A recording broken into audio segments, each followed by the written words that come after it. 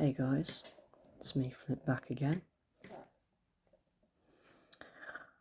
and we'll be reading The Sounds of Nightmares, Chapter 3, Part 4, The Theatre of the Mind. Get relaxed and get ready to listen. The lobby was red from floor to ceiling. Buckets of popcorn overflowed on the concession stand. I grabbed one and hurried to the huge golden doors leading into the theatre. Red velvet seats went on for rows and rows, full of people.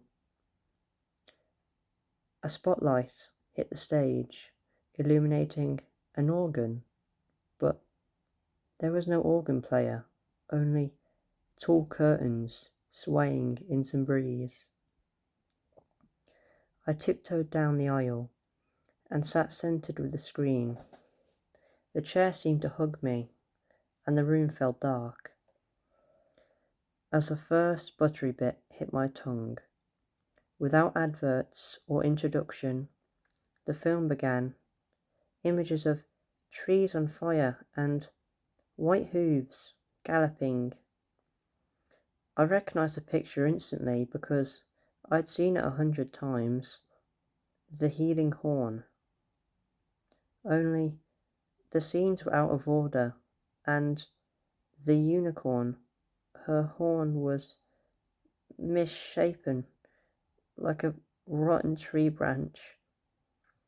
The evil prince's face, too, was wrong. Feeling out of place, I looked around the audience. I realized it was not people, but mannequins. All of a sudden, a familiar scent entered the dream. Ocean. I was no longer alone.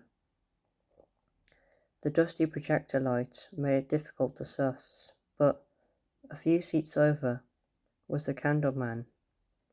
His eyes and mouth were deep black pits inside a mess like a wet gunny sack sagging down the floor. Without turning, he spoke. He? What did he say? It was like a voice underwater. The words could barely escape the folds of skin. He repeated them to me.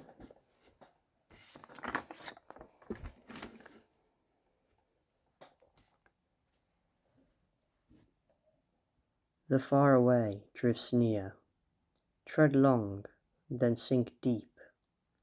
Two flows from one, and here is whole again. And then? What else? Here, here, here. He just repeated over and over. There must be more. Try. Interact with the dream. There was no more. Ask who he is. Ask what he wants. It doesn't work that way. You were right there. Don't tell me you did nothing. Not a damn thing. Stop. I'm beginning to doubt you've seen this Candleman. Perhaps you've invented the whole story. Please stop. My head. Otto stomps out of the room, stopping the recording. The tape fast forwards, then turns on. Otto enters the room. What are you doing? With the mirror. You're up to something, but we'll let it slide. I know girls like you. You're upset with me, aren't you? Here, a pill for your headache. Earlier. That was not how friends act. Sleep has evaded me too. I've grown worried, trying to... Please forgive me. I'd very much like to hear the rest. I won't interrupt. You have my word. Fine. So, you were in the theatre with him? All kinds of pictures flashed on the screen. And then he was gone, leaving me alone again. Or so I thought. The projector flickered in the booth. I dashed up and found the door ajar. A new voice came over the PA, angry.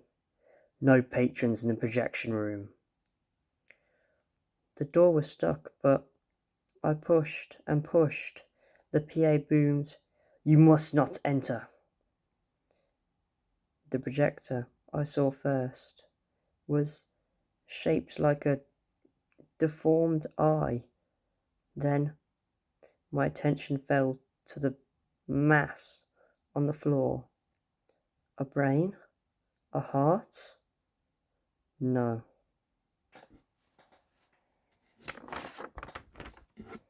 That is the end of Chapter 3, Part 4, The Theatre of the Mind.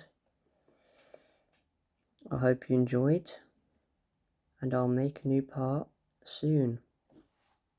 Good night, my little ones.